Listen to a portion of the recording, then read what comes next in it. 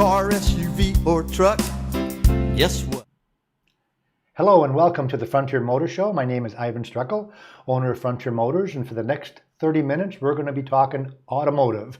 And we're going to be talking a little bit about what's going on at Frontier Motors, which is an independent used car dealership here in Pensacola, Florida for the last 25 years. Also going to be talking about what's going on in the industry a little bit and some of the news that's going on. And right now the big headlines still, as they have been for the last, I'd say about 8 months, is new cars. The microprocessor chip shortage is a big problem.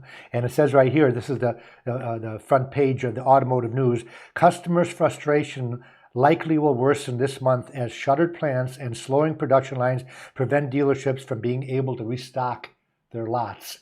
It's getting nasty out there.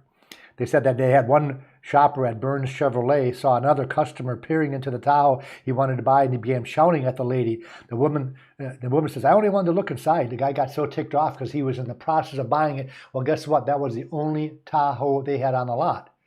And there are some dealerships right now that are marking their vehicles up over list price by $7,000 to $11,000 because they know they're not going to be getting anything in. General Motors will have downtime at 10 of its 14 North American assembly plants this week. So they're pretty much either shutting the plants or having only one shift on 10 of 14 plants. Ford is canceling F-150 production of this week at Kansas City plant and dropping the Dearborn plant to one shift. Can you imagine? The number one selling vehicle in the nation for the last decade and a half, including cars, is an F-150. That's their bread and butter vehicle, and they are now forced to close the plants because of the microprocessor chip shortage. What's this world coming to? Toyota expects to lose production of 80,000 vehicles in North America this month alone. So Toyota is going to be down 80,000 just in 1 month.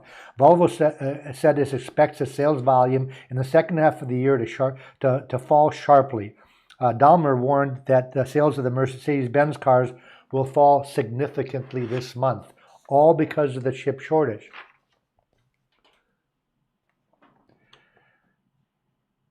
It's really unheard of, folks. And I've been in the car business. I started selling cars in 1975, and I've been through a lot of ups and downs in the industry. I remember when they came out with employee pricing. I remember when the interest rates were 18% back in the 70s and 80s. And then they came out with 2.9 financing and all hell broke loose. We sold everything we had. People were buying loaner cars. They were buying demos. They were buying anything just because the interest rate was at an all-time low. So I've been through a lot of ups and downs. I've never seen anything like this is what's happened in the last, let's say, 14 to 15 months in the auto industry. And it all starts with new. We are, Frontier Motors, a used car dealership. Now, our whole claim to fame is we sell cars that are like brand new, like the Jeep Wrangler that we have behind us. It's a 2021 Wrangler with 400 miles on, not 40,000 miles, 400 miles on. So that's the type of vehicle that we stock. Most of our inventory, of our 320 to 300 to 400 car inventory, is cars that are 18 months old and less that compete with brand new cars. So how do we stay in business? Well, we're not going to stay in business if they don't start selling some new cars. Because how do I get a used car if they're not selling hardly any new cars? So this affects everybody. It affects the new car dealerships even worse because they don't have anything to sell. So the way they make up for it, and I saw this in Car City a couple of weeks ago when I looked at the cars in Car City on a Sunday when most dealers are closed on Sundays. I could look and they have these addendums next to the window sticker of between $7,000 and $11,000 marketing adjustment, which is called supply and demand because they're not getting anything in. So if they're not getting, if they normally got 40 vehicles in stock in 1 month of a particular, and now they're only getting 4, well, the only way they can stay in business by marking those four up dramatically. And of course, it's not a good time to buy. As far as I'm concerned, I don't think it's a good time to buy a new car. The used cars have held steady and have gone up a little bit, but not anything like a new car has. So if you're going to be looking at new, I always urge you to get an out-the-door price. And the other problem that you have, folks, also, I had one of my friends, I couldn't find them what they were looking for because we do a big locate business where I have the ability to locate cars from all over the nation. You know, the Manheim auction sells between 150 and 200,000 cars a week. That's a lot of cars. Just in our area alone, it's usually between 15,000 and 20,000 cars that I have the ability to look at. But this particular person wanted a certain locate. Finally, he said, forget about it. I'm going to order brand new. They told me 6 to 8 weeks. Now they're telling us it's going to be between 14 and 16 weeks, and they don't know about that. So what type of a deal is that when you got to wait, 3 months to 6 months to get your car, and you don't even know what year it's going to be. You don't even know what the pricing is going to be because they won't guarantee the pricing anymore. So things are up in arms in the car business right now, and I always urge, just like Consumers Reports has urged people to buy used. They've always said it. If you listen to Dave Ramsey, who is we're a sponsor of Dave Ramsey. Matter of fact, he picked out Frontier Motors. He does a commercial for Frontier Motors, and he endorses one major independent used car dealership in the metro areas. In our area, he picked us. I didn't call out Dave Ramsey and ask him to do a commercial. He picked us and said, hey, I'll do a commercial for you. Tell me what you think. It was phenomenal. And one of the reasons he's so adamant on doing this is because he wants to make sure people are getting a good deal and not paying the markup that you would pay when you buy a brand new car. Now, this was like this already before the pandemic, before the chip shortage. Even worse now. Even better time to buy a car. And Consumers Reports on page 9 of last month's edition says, the used car sweet spot, 2- and 3-year-old used cars are often the best values when shopping for a car. Their price is lower than a comparable new car, obviously a lot lower if it's 2 and 3 years old, and continuing expenses such as collision insurance and taxes are lower. Obviously, if you're buying the car for less, thousands of dollars less, your taxes are going to be hundreds of dollars less. Insurance, because the value of the vehicle is now quite a bit less, they don't have to, if the car gets totaled, they don't have to pay out as much money, so your insurance is going to be less. Plus, a 2- or 3-year-old vehicle has already taken its biggest depreciation hit, but may still have warranty coverage left. Most vehicles are warranted anywhere between 3 and 5 years.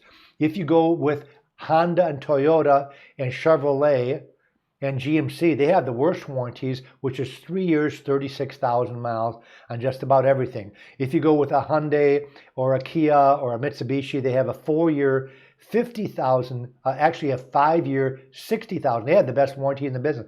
5 years, 60,000 miles, which is even better than Lexus and Audi and BMW and Porsche, which normally the Highline products normally have a 4-year, 50,000 mile warranty. So if, for example, you're buying a 3-year-old Hyundai, if it was a Toyota, you'd be out of warranty because it's 3 years.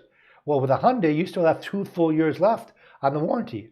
So you might want to consider a Hyundai or a Kia if you're thinking about a Honda and Toyota. And when you look at the Consumers Reports ranking on those, they're just about as good. Used to be where the Hyundai and the Kia were crappy little cars 25 years ago. And now they're not. They're actually very, very good cars.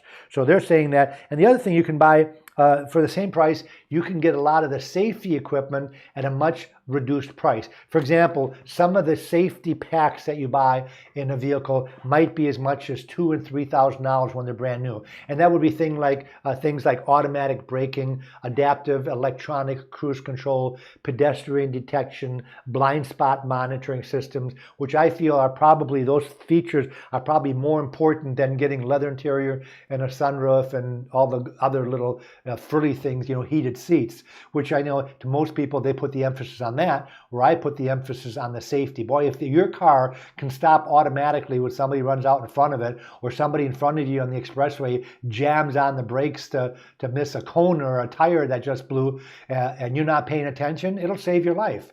Now, when you buy these features brand new, they're very expensive. When you buy that car used, they add value to the car, but about 25% of that value. So a $4,000 brand new option is going to cost you $500 when you buy that car used. And that's the same thing with the other options too. If you have a $1,500 sunroof, you pay about $400 more for it if the car is used, because all of the equipment depreciates faster than the base price of the car. So a loaded car becomes even a better deal. If you're looking at a $100,000 Audi, well, that car is going to be a better deal used 1 year old than if you're looking at a $50,000 Audi, because that equipment depreciates like crazy. Sometimes I don't understand equipment. I don't understand how dealers, especially luxury manufacturers, you look at a BMW that's $60,000 and you think that's going to have all that safety features on it, and it doesn't. You scratch your head and say, wait a minute. And when pleather is standard, I make fun of pleather because it's a synthetic leather, and you have to actually upgrade a $60,000 car to get real leather interior. It makes me want to scratch my head. When the memory seats are an option on a $60,000 car, it's just mind-blowing. When navigation system are an option. I bought a BMW about 3 years ago, and it was quite expensive BMW. It had the big camera in it, the backup camera, so I assumed it had navigation. It didn't. Navigation was an option.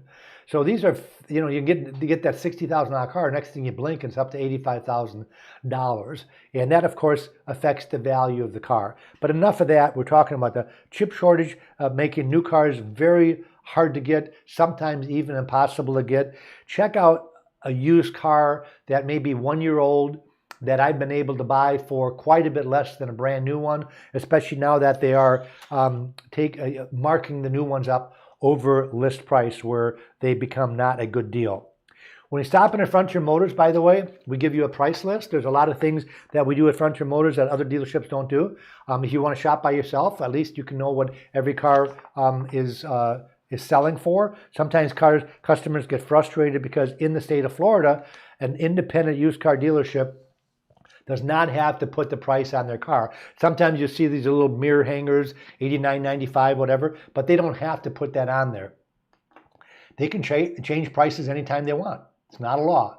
We can ask $20,000 for a car, and 3 days later we could ask $23,000, or we could ask $18,000 for a car. So that's why we price our cars right off the bat when we get them. When you go on our website, you're going to see that they all have prices on there. And what, of course, we pride ourselves in, and also is doing the next thing is, the next question out of your mouth is, we're asking, $25,000 for a car. Well, is that the best you can do? And our salespeople will go to our managers, and they want an out-the-door price in writing. So the manager will look to see if they have any more leeway on that price, that asking price of, let's say it's $25,000. And if they can, knock off a little bit more off of that, they will. Then they'll add the taxes, the doc fee, and the license plate transfer and the title fee on it, and they're going to circle that, and they're going to give it to you in writing with a printout of that car, so you know if you're comparing apples to apples.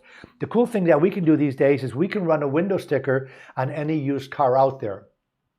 And the reason that's important, folks, like I said before, you can have $20,000 or $30,000 worth of equipment on a car, and most people would pay a little bit more if they're getting something for their money. So let's just say, hypothetically, if my car is $2,000 more than the one over in Car City, you might say, well, I'm going to buy that car. But if my car is a $10,000 more expensive car, if I can show you where the difference is, what equipment do we have in our car, especially if it's safety-related equipment that can save your life, I can justify that $2,000 price increase if I've got a car that has a $10,000 more expensive value when that car was brand new, especially if it's not very used. If it's maybe 6 months old, or if, like the Wrangler out back here, it is actually only 3 or 4 months old with 400 miles on it.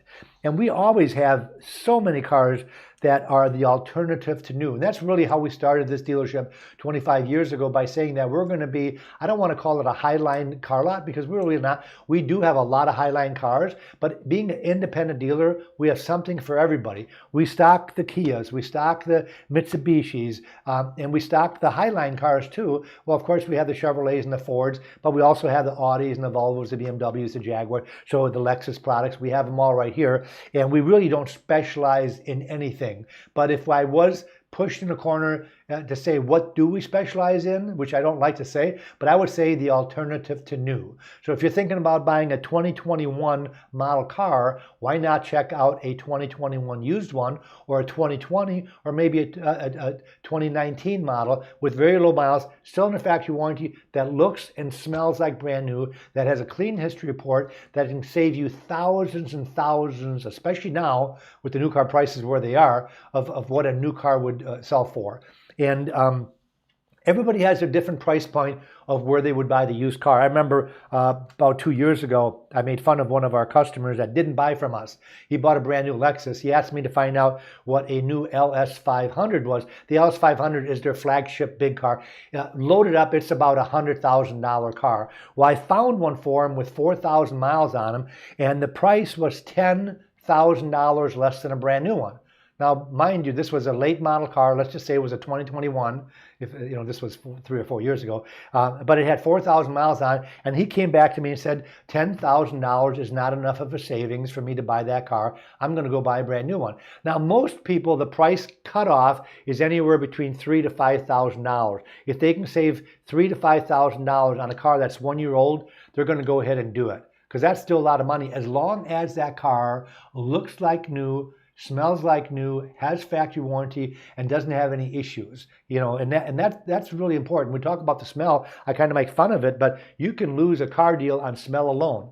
And it's really important. I remember one manufacturer where their new car smelled because they used some kind of a low-lying leather. So when you went to their new car lot, because we had a used one, it smelled. So I went to the new car lot to check it out, and it smelled just the same. So it wasn't my particular car. It was the fact that I used, now that was fortunately, it was only one model year. But on a new car, you want to smell it, and you assume it's going to smell right because it's never been smoked in.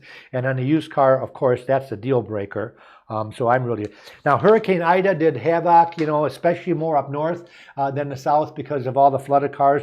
There's one dealership in New Jersey called Bridgewater Chevrolet that had 200 vehicles on their lot. They all got totaled. So not only do we have a chip shortage, which is keeping the manufacturers from building new cars, now we've got dealers that all the cars got totaled on their lots. And these are thousands and thousands of cars. Well, those dealers are going to want to get new cars. Well, if the new car manufacturers aren't producing them, they are out of luck. So they're going to be selling used cars. All right. On a different note, I said I would have some news for you. This is a first. This is an automotive news. J.D. Power has always done reliability rankings, and J.D. Power is one of the biggest rankings for years and years and years as far as that and Consumers Reports. Well, they just came out with their power rankings, and the number one vehicle out there, not just the number one truck, the number one vehicle, first time ever, is a Ram. Isn't that crazy? I remember years ago, matter of fact, in 2013, the Ram was number 26, almost to the bottom out of 30. Almost the worst vehicle out there. Ram is number one. They beat Lexus out. This is problems per 100 vehicles made. So what they do is they did thousands of surveys, and in 1 year, how many problems did the vehicle have? And a Ram truck had 128 problems per 100. 128 problems sounds like a lot, but it's really not when you consider it's over a span of 100 vehicles. Number two was Dodge. Dodge used to be a crappy vehicle. Number two is Dodge. This is the brand overall. Unbelievable. Lexus, which has always been number one, is number three. They're still phenomenal. I love selling Lexus products because I never have a customer complain with them. Now, you would not notice that Mitsubishi is number four. Mitsubishi is what I consider a lower brand, less expensive, not as good a resale value, which means they're a really good vehicle to have on the used car lot. I sell a lot of Mitsubishi Outlanders, which is their mid-size SUV, because I buy them so darn cheap because they have awful resale value because people think they're crappy cars. Well, J.D. Power says that it's number 4 for the best car out there for problems per 100 vehicles sold. And I've got about 5 Outlanders in stock. Mitsubishis are great cars now. Nissan is number 5. Kia is number 6. Genesis, then Hyundai, then Jeep, then Chevrolet, then Mini. The worst car out there, I kind of make fun of this all the time because I don't understand what's going on with electric cars. And hopefully I will not offend the people that are watching the show that own electric cars. I think I've had 4 Teslas in stock. I have yet to make money on a Tesla when I sell one. They're losers for me. I think they're cool cars. I love the fact they're so quiet because they're electric. I love the fact that they look cool. I love their huge, 18-inch screen. It's unbelievable. It's like a computer in the middle of the car. But the reliability is the worst of any car out there right now. When I say reliability, I'm talking about per 100 vehicles, they had 231 problems, which is the worst. But why are all the manufacturers talking about with the next 13 or 14 years, they're only going to make electric cars? I have yet to have a customer come in, says, I want to locate. I do a lot of locating for cars. If I don't have the car, I advertise, we'll find it for you. I have yet to have anybody ask for an electric car. And there's lots of electric cars out there, but they're talking about by General Motors, by 2035, they're not going to make a gas-powered car anymore. Neither will Honda, neither will about half the manufacturers right now. They're talking about within the next 10 to 12 years, they're not even going to build a gas-powered automobile, at least not in the United States. Well, Europe is going to be first. There's already some manufacturers in Europe because Europe, the emissions are even stricter than they are here because they've always had problems, more problems than we have with pollution. I always figure why can't the scientists / engineers get together and build a gas-powered car that has close to 0 emissions? Because that's what the whole thing they're talking about, which is kind of weird when you think about it, because I think coal electricity is still number 1, coal. And that's not really clean, is it? Last time I checked, coal was still black. You still had to wear gloves when you handled it. And that's what's going to be powering, these electric plants to bring us electricity so we don't have any emissions with our cars. And there are so many cars already that have very, very low emissions.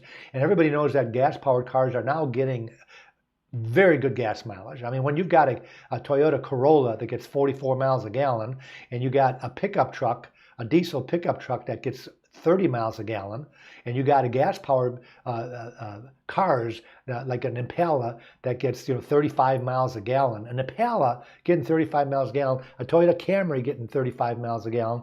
I don't think you really need electric, but I'm getting off on it because I'm making fun of the Tesla fact that they've had a lot of problems. Now, a lot of these problems with Teslas were software problems that can be fixed over the internet.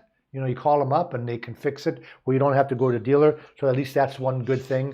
But a lot of problems and a lot of times that you have to call, and it's a pain in the butt when you got to call. I had a used Tesla that we had on the lot and it wouldn't charge anymore. It was under warranty. So I called Tesla, and it takes an act of God to get this thing warranted because you got to be the owner. Well, I'm an independent used car dealership. Of course, I own the car, but I don't put the title in my name. I get it from the previous owner, and if you buy it from me, I sign it over to you, and then we go do the paperwork. Well, they want me to put the title in my name. Well, that's kind of stupid. But and then you got to give them the ID number. This process takes 2 weeks just for me to get on the list of having somebody come out and work on this car. And it's usually between a 1 week to a 2 week wait for somebody to come out and service the car for you if it can't be serviced over the internet. And there's no dealership, so you can't go to your local dealer. That's why most dealerships are up in arms with Tesla, because Tesla is the only manufacturer right now that can sell right directly to the public. Where Chevrolet, for example, it's illegal for them to do that. Wouldn't Chevrolet just love to sell a car directly to the public? Forget about the dealer. The dealer is going to make their percentage commission. They don't want that. They'd rather sell directly. Ford tried it about a decade ago, and they got stomped, because the dealers sued them because they said that you can't do that. We have to have a dealer's license. We have to go through all this process to be able to sell Fords. And now you're talking about selling them directly to the public. They got squashed. But Tesla can do it. And I can't figure that out. I'm kind of up in arms with that because if I was a new car dealer, I'd be ticked off. Free appraisals at Frontier Motors. Why is that important? What if I can't talk you out of buying brand new? You've saved all your money. You've won the lottery. You don't care how much you pay. You don't care if it's over list price by $10,000. I'm buying me a brand spanking new car because I can afford it. Well, good for you. But bring me that trade-in. I might just write you a check for it.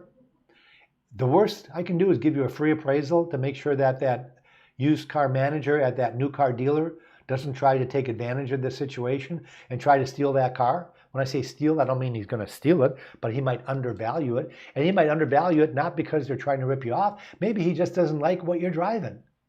Maybe you're driving an electric vehicle you want to get rid of, and they're not into electric vehicles. Maybe you're driving a 1-ton Ford diesel dually, and you're trying to buy an Audi at the Audi dealership. Well, then they don't get too many customers coming in a lot looking for a diesel dually. So you might, I'm not saying you will, but you might get a lower appraisal. Maybe you go to the Lexus dealership with your ES350 and you get a really low appraisal because the used car manager got 15 on the lot, just like yours, and he's not really excited about getting number 16 on his lot. So you would think he's going to give you more because it's the same make that they're selling, but you get less because they don't want it. And that's why you get that second opinion at no charge at Frontier Motors. It takes about 10 to 15 minutes to do an appraisal.